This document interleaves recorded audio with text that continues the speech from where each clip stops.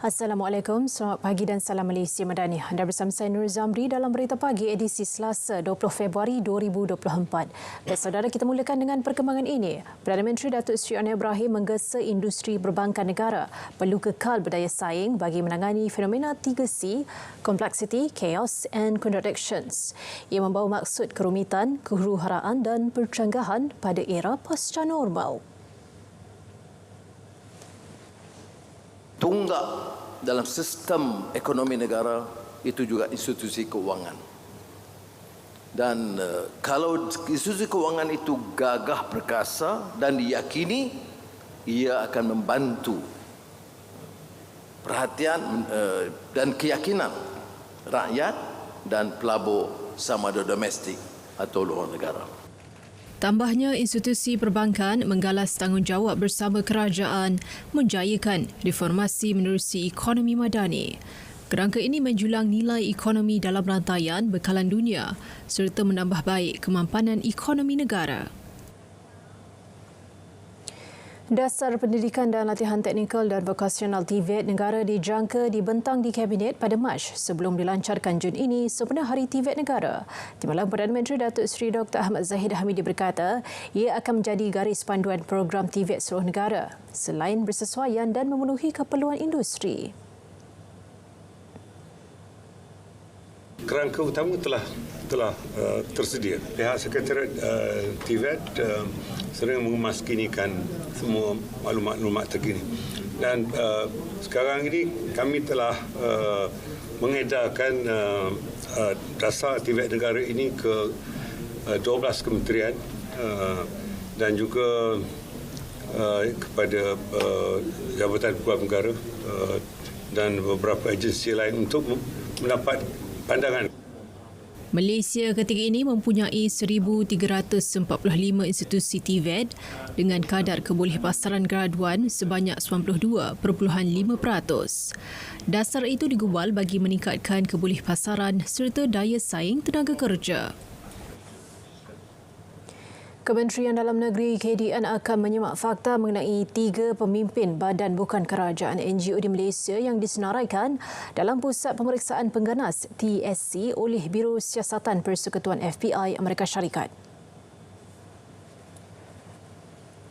Saya pun baru mencarahkan dekat media. Saya telah menghubungi Tan Sri Ketua Polis Negara dan juga untuk memberikan saya gambaran yang lebih tepat berkenaan dengan perkara itu. Yang kita tahu adalah FBI membuat request berkenaan dengan perkara itu. Jadi kita kena semak dulu fakta yang tepat. Terdahulu tular di media sosial pemakluman rasmi Kementerian Luar yang mengarahkan ketiga-tiga individu berkenaan tidak dibabitkan dalam Ops Ihsan. Perkara itu disahkan Pengerusi Sekretariat Ops Ihsan, Jismi Johari yang menerima surat berkenaan daripada Kementerian Luar Bahagian Asia Barat. Malaysia dan Jerman komited untuk memperkukuh hubungan, kerjasama dan diplomasi pertahanan. Ini termasuk dalam soal peluang latihan bersama, program pendedahan kepada anggota Angkatan Tentera Malaysia ATM dan pembangunan industri pertahanan tempatan. Perkara itu dizahirkan dalam pertemuan bilateral Menteri Pertahanan Datuk Seri Muhammad Khalid Nordin dengan rakan sejawatnya Boris Pistorius semasa lawatan rasmi ke Jerman 15 Februari lepas. Lawatan itu dilihat penting dalam memastikan kerjasama pertahanan antara Malaysia dan negara-negara rakan kerjasama pertahanan terus diperkukuh. Perkara itu selaras dengan tonggak ketiga strategi pertahanan negara dan perkongsian wibawa yang termaktub dalam Kertas Putih Pertahanan. Sejumlah RM293.7 juta diperuntuk kepada Johor tahun ini bagi kerja-kerja penyelenggaraan jalan, cerun dan bangunan persekutuan. Menteri Kerja Raya Datuk Seri Alexander Nantalinggi berkata di bawah rancangan Malaysia ke-12 pula, terdapat 11 projek diluluskan untuk negeri itu yang membabitkan kos sebanyak RM2.14 bilion. Jelas beliau, inilah kerjasama baik kerajaan persekutuan dan negeri yang dijalinkan demi memastikan keselamatan serta keselesaan rakyat dijaga sebaiknya. Datuk Seri Alexander berkongsi perkara itu susulan kunjungan Menteri Besar Johor Datuk Onn Hafiz Kazee ke Ibu Pejabat Kementerian Kerja Raya. Perbincangan berkaitan infrastruktur jalan, persekutuan dan projek pembangunan di bawah kementerian menjadi antara intipati utama kunjungan berkenaan. Selain itu, beliau turut menyatakan hasrat untuk memperluas pelaksanaan program My Jalan ke Johor. Menangani masalah kesihatan mental di tempat kerja, 10,000 peserta bakal mendapat latihan percuma melalui program latihan pertolongan cemas kesihatan mental pekerjaan (CFA). Program dianjurkan Kementerian Sumber Manusia melalui kerjasama Institut Keselamatan dan Kesihatan Pekerjaan Negara dengan peruntukan RM12 juta. Kita faham mungkin dalam masyarakat kita pendedahan dan penerimaan masih lagi berada dalam tahap yang agak rendah. Justru melalui program-program latihan ini kita nak mendidik bukan saja para pekerja tetapi juga para majikan dan masyarakat secara amnya bahawa it is okay to seek help dari segi kesihatan mental. Beliau berharap program bukan sahaja disertai sektor swasta tetapi juga sektor awam. Baik, Saudara, Kementerian Pembangunan Usahawan dan Koperasi KUSKOP bersedia membantu usahawan yang terkesan dengan kenaikan harga barang yang tidak menentu ketika ini. Menterinya Datuk Iwan Benedict akan meminta semua agensi di bawahnya memudahkan urusan pinjaman untuk meneruskan kelangsungan perniagaan. Pelbagai agensi di bawah kementeriannya termasuk Amanah Ikhtiar Malaysia, Tekun Nasional, SME Corporation Malaysia dan SME Bank yang menawarkan pelbagai pembiayaan dan geran kepada usahawan.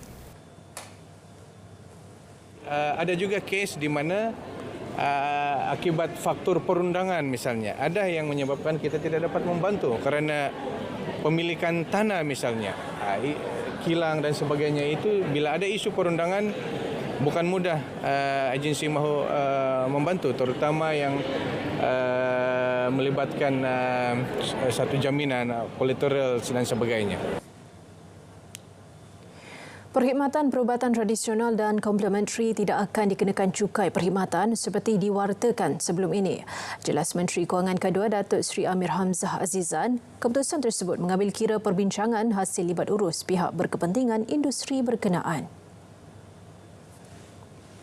Justru pengamal yang telah berdaftar dengan Akta Perubatan Tradisional dan Komplementari Akta 755 tidak perlu berdaftar dengan Jabatan Kastam.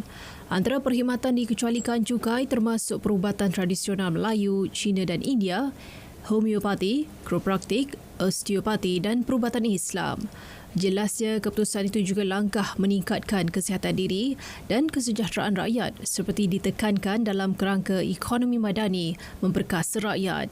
Keputusan tersebut terpakai ke atas perkhidmatan disediakan pusat kesihatan, rumah urut dan seumpamanya yang berdaftar dengan Akta 755 untuk tempoh sebelum 1 Mac 2024. Susulan keputusan kerajaan tidak mengenakan cukai perkhidmatan kepada perubatan tradisional dan komplementari, Timbalan Menteri Kewangan Lim Hu Ying mengingatkan pengusaha berkenaan yang sudah mengenakan cukai perkhidmatan ke atas pelanggan mereka agar membuat pengisytiharan sewajarnya. Cukai yang sudah dikenakan juga perlu diremit kepada kerajaan namun yang belum mengenakan SST hanya perlu beri penjelasan kepada pelanggan. Those that have collected the tax from the customer, they must actually submit and remit back to the government. Yes, but those who have not, they just have to declare, to customer. Okay, and we are not going to track back. That means if you have collected from your patients, or rather the sales tax, they have to, whatever that you have collected, you have to remit to the government. Perkhidmatan tersebut sebelum ini dikenakan cukai perkhidmatan 6% sejak tahun 2018.